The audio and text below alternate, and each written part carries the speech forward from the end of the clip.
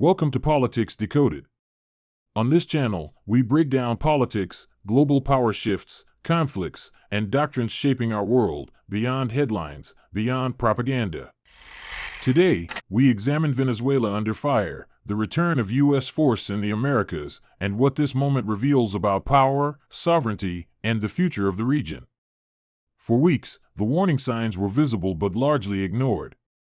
Reports of unidentified strikes against vessels off Venezuela's coast. Accusations resurfacing in Washington that the Maduro government was no longer merely authoritarian or illegitimate, but criminal in nature. A narrative slowly taking shape, familiar to anyone who studies American power, drugs, instability, regional threat. Then, overnight, the escalation many thought unthinkable became reality. U.S. airstrikes on Venezuelan territory. And soon after, an announcement from President Donald Trump claiming the capture of Nicolas Maduro and his wife, a claim that, at the time of this recording, remains unconfirmed by independent sources. In geopolitics, uncertainty is often more revealing than clarity. Whether or not that claim proves true, the underlying reality is unmistakable. The United States has crossed a threshold in Venezuela, not impulsively, but according to a logic that has governed its relationship with Latin America for over 2 centuries.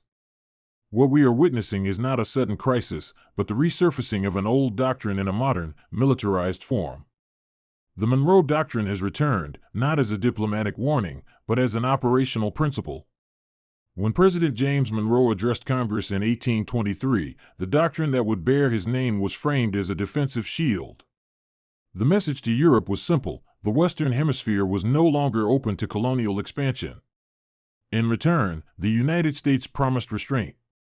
No interference in European affairs. No wars of conquest in the Americas. The doctrine was not designed to dominate Latin America, but to exclude rival empires. At least, that was the theory. Over time, the Monroe Doctrine evolved. It hardened. It expanded. By the early 20th century, it had been reinterpreted through the Roosevelt Corollary, which claimed that chronic instability in Latin American states justified U.S. intervention. Sovereignty became conditional. Independence no longer meant autonomy, but acceptable behavior within a U.S.-defined order. From that moment on, the hemisphere ceased to be a collection of equal states and became a managed strategic space. Venezuela's current crisis fits squarely within this historical arc. For Washington, Caracas has not simply been a problematic government. It has become a symbol of defiance. An oil-rich state that refused alignment. A political project that survived sanctions, isolation, and diplomatic pressure.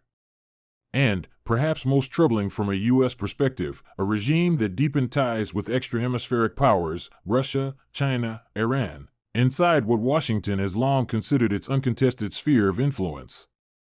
Accusations of drug trafficking are central to this escalation, and they are not incidental. Labeling a state a narco-regime is one of the most powerful tools in the U.S. strategic playbook.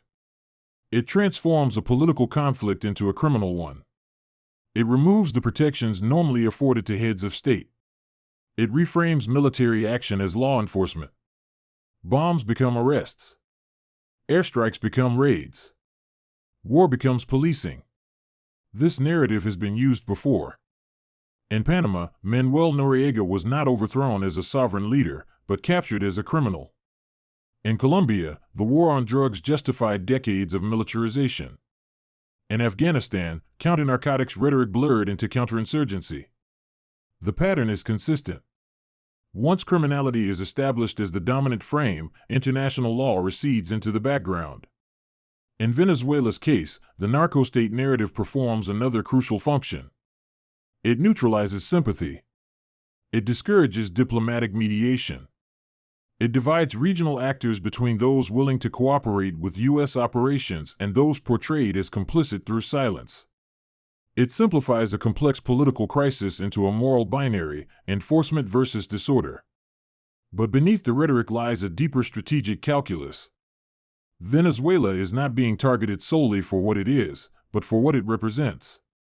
In an era of intensifying great power competition, the United States is reasserting red lines. The Western Hemisphere, it is signaling, is not neutral ground. Chinese infrastructure projects, Russian security cooperation, Iranian logistical networks, these are not tolerated anomalies. They are perceived as intrusions. From this perspective, Venezuela becomes a message. Not only to Havana or Managua, but to Beijing and Moscow. A demonstration that geographic proximity still matters. That power projection into the Americas carries costs. That the Monroe Doctrine, long dismissed as obsolete, still has teeth when Washington chooses to bear them. The reported airstrikes themselves reflect modern American doctrine. Precision over occupation. Shock over attrition. Decapitation over negotiation.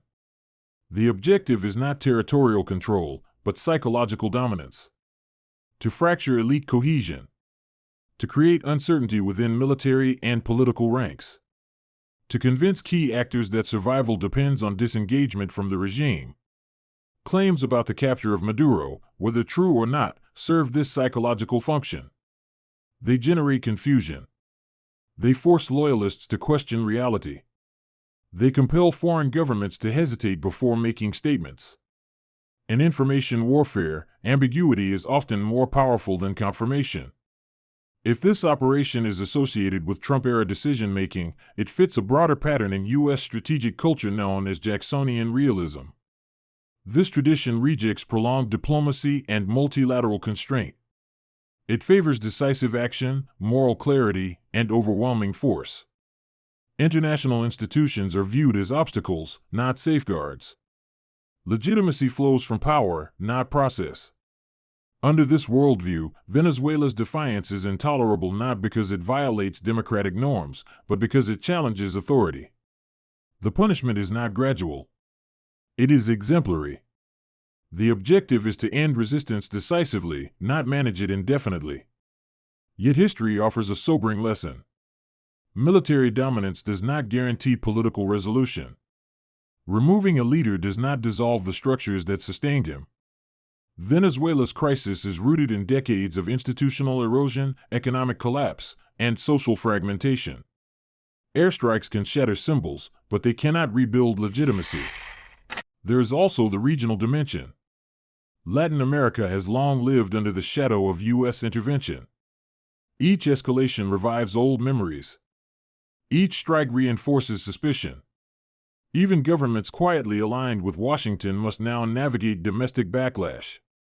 The risk is not immediate rebellion, but long-term erosion of influence. Power enforced too visibly often breeds resistance in subtler forms. International law, in this context, appears increasingly fragile. Principles of sovereignty and non-intervention remain formally intact, but functionally selective. Enforcement depends not on norms, but on alignment. For smaller states, the lesson is clear: autonomy without protection is vulnerability. Neutrality is no longer a shield. For Venezuela, the coming weeks will be decisive. Whether the Maduro government survives, fractures, or collapses, the strategic environment has permanently changed.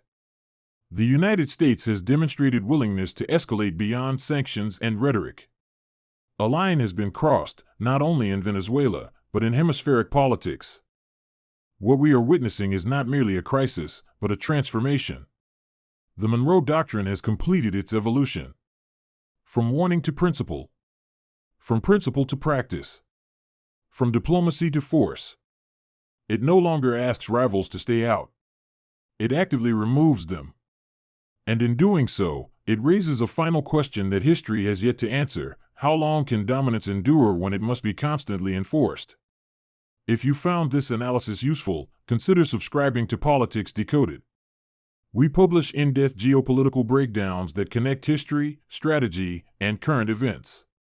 Feel free to share your perspective in the comments. Debate is welcome, slogans are not. Thank you for watching, and I'll see you in the next analysis.